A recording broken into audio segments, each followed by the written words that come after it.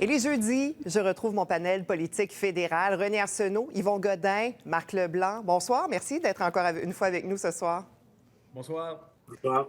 Cette semaine, j'aimerais parler des tiers partis qui, on le sent, de plus en plus jouent gros dans cette élection. Néo-démocrates qui détenaient, on s'en souvient, 24 sièges au Parlement. C'est leur alliance qui a permis de maintenir le gouvernement Trudeau au pouvoir, qui a permis de mettre en place certains programmes. On pense aux soins dentaires.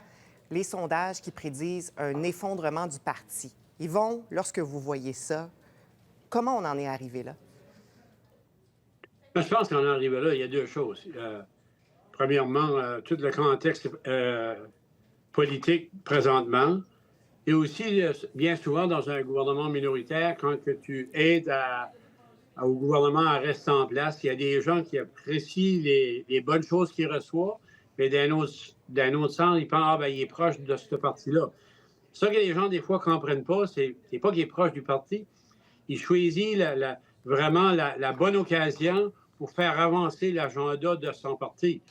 Le problème, je pense, qui arrive dans ce cas ici, à cause des raisons politiques, c'est que normalement, dans un gouvernement minoritaire, quand il y a un parti qui va aider l'autre parti, 6 mois, 1 an d'avance, déjà, je dirais, le divorce se fait et la bataille commence. Je trouve que dans cette fois ici, dans ce gouvernement, le dernier gouvernement qui vient de passer, c'est que ça a duré trop longtemps, ça a duré jusqu'à la fin. Alors, ça n'a pas donné la chance au parti de faire connaître s'il ne serait pas dans une alliance avec le parti en place, qu'est-ce que lui pourrait présenter à la population. Et René, est-ce que c'est votre interprétation aussi, parce qu'on regardait dans certaines circonscriptions, celle de Jack Meeting, où il pourrait lui-même, le chef, avoir de la difficulté. Quelle part de responsabilité le chef doit prendre dans un contexte comme celui-ci, René? Bien, ultimement, on sait tous que les chefs, c'est comme les entraîneurs dans une équipe de hockey. Quand il y a une responsabilité à prendre, c'est le chef qui doit la prendre, à tort ou à raison. Donc, pour répondre à votre question rapidement, oui, Jack Meeting doit prendre la responsabilité, mais je pense que Yvon est près de la piste de solution ou de réponse. Jack Meeting s'est collé au Parti libéral dans un gouvernement minoritaire. Il a eu du mal à s'en dégager. Je pense qu'il était incapable de véhiculer un message, mais complètement séparé du message de Justin Trudeau, parce qu'on est à l'ère de Justin Trudeau. Et Justin Trudeau, depuis 2015, est encore plus à gauche que ne l'aurait cru le NPD. Donc, la niche de Jack Meeting et du NPD s'est un peu effacée. Il y a eu un peu d'ombrage fait à cette niche-là en raison des politiques très à gauche du gouvernement Trudeau. Ce qui vient complètement de changer maintenant. Personne ne l'eût cru. Il y a 1 mois et demi passé, on ne donnait pas cher de la peau des libéraux. Un gouvernement, une course au leadership, l'ancien premier ministre Trudeau qui démissionne, Carney qui devient au pouvoir, la menace de Trump, tout ce méli-mélange d'ingrédients assez bizarres dans une même marmite font ce qui arrive aujourd'hui. Et je pense que je n'aime pas dire en politique que les dés sont jetés parce que tous les jours, il peut se passer quelque chose, un malheur quelconque pour l'une ou l'autre déformation politique. Mais quand j'analyse un gouvernement majoritaire, les sondages généraux en 2011, gouvernement majoritaire conservateur, 2015, un gouvernement majoritaire libéral. Quand j'analyse les trajectoires des sondages à 2 semaines de ces votes-là, je vous dirais qu'aujourd'hui, on est dans la même trajectoire. Ça va être difficile de ramener les partis néo-démocrates en surface et ça va être difficile aux libéraux. Je pense que les libéraux sont confortablement assis vers ce qui semble être une victoire. Et ce qui est fascinant présentement, c'est de voir les tiers partis, justement. La co-chef du Parti vert, Elisabeth May, qui dit aujourd'hui « Votez sans peur pour les Verts, car c'est clair que les libéraux vont former le prochain gouvernement. » On entend aussi cet appel au vote stratégique de la part du NPD, du Bloc québécois. Marc, qu'est-ce que ça peut avoir comme impact sur le déroulement d'une campagne, sur l'électorat aussi, cet appel-là? Karine, je pense que je vais questionner la clairvoyance de Mme May. On regarde qu'il reste 3 grosses semaines dans la campagne.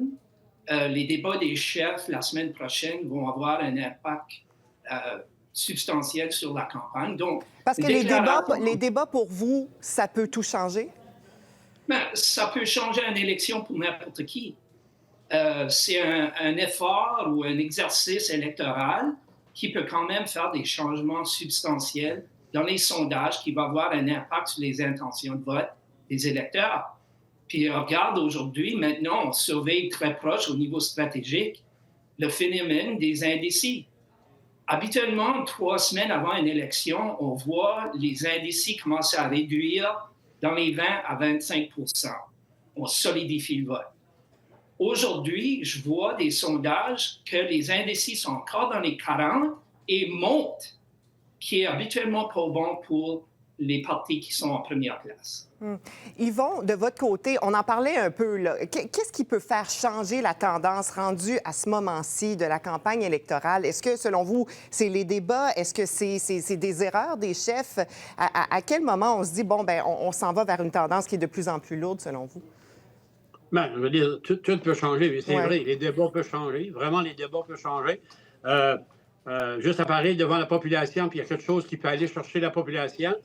Quand on dit que, comme que Marc disait, qu'il y a 40 % qui est indécis, ça veut dire que tout peut arriver. Je veux dire, Jack Layton a été à Tout le monde en parle, puis le Québec a tombé en amour avec. Il va y avoir des débats. On ne sait jamais ce qui peut arriver. Il peut y avoir des erreurs de fait. Il y a des choses qui peuvent sortir du placard, qui peuvent fâcher les gens. Je pense, moi, que présentement, si on regarde les sondages, ça ne veut pas vraiment dire tout. Moi, en 97, dans les sondages, je ne gagnais pas l'élection. Je l'ai gagné. Je suis un exemple d'être là. Tout peut arriver.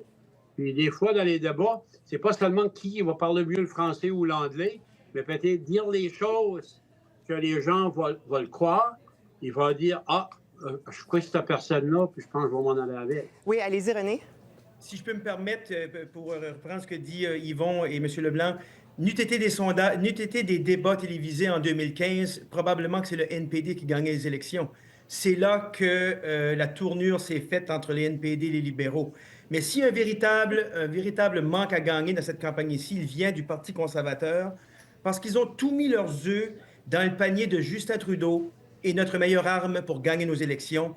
Jamais qu'ils n'ont eu un plan B pour... ça se peut qu'avec la pression qu'il y a à même les troupes libérales, que Justin soit porté ou amené à démissionner, ils n'ont jamais prévu le coup, alors que c'était évident sous leur nez. Je sais, j'étais assis, moi, dans la Chambre des communes durant ce temps-là.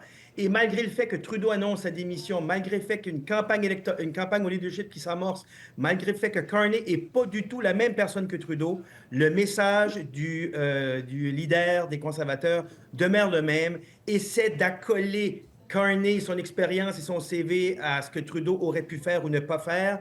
Et à 2 semaines du vote, sa stratégie n'a pas encore changé. Je pense que ce sera... Les analystes nous le diront après les élections, mais je pense que s'il y a un véritable perdant, ce sera le Parti conservateur dans sa stratégie.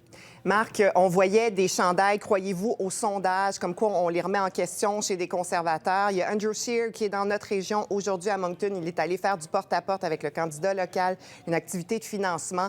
Est-ce que vous êtes d'accord là, avec tout ce qui est dit présentement? Croyez-vous qu'on peut encore changer le message et que le message, surtout, résonne chez les citoyens? Oui, premièrement, M. Scheer se présente au Nouveau-Brunswick pour faire des visites dans des circonscriptions cibles. Comme toute partie, on a quand même des logiciels internes qui font l'identification des votes et du support. Notre tracking interne nous démontre qu'il y a un sous-courant qu'on ne voit pas dans les sondages présentement qui nous met dans une position de gagner cette élection. Donc, on regarde un exemple dans la circonscription de Moncton. Il a passé 2000 enseignes sur les terrains de maison, quelque chose que j'ai jamais vu dans les campagnes électorales à Moncton. Puis des petites choses comme ça qu'on voit partout au Nouveau-Brunswick et dans l'Atlantique canadien nous démontrent que quand on fait des appels aux électeurs qui nous confirment le vote, que nos chiffres vont quand même monter dans les 40-45 % qui nous met dans une position de gouvernement majoritaire. Donc, 28 avril prochain, allez-y, M. Godin. Non, les enseignes ne votent pas, là. Faut penser à ça. Moi, je me rappelle bien, dans une élection en 2004, dans notre région, le village au complet, c'était les enseignes d'un autre candidat. Puis moi, je cognais à la porte, puis je disais, regarde, ton enseigne vote pas, j'aimerais avoir votre vote. Puis si vous irez dans ce village-là, le village à qui ils vont tous voter pour moi, c'était plein d'enseignes.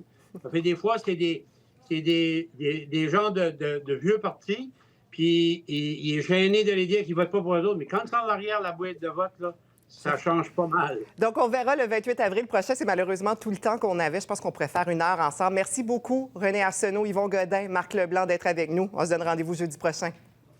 Merci. Plaisir.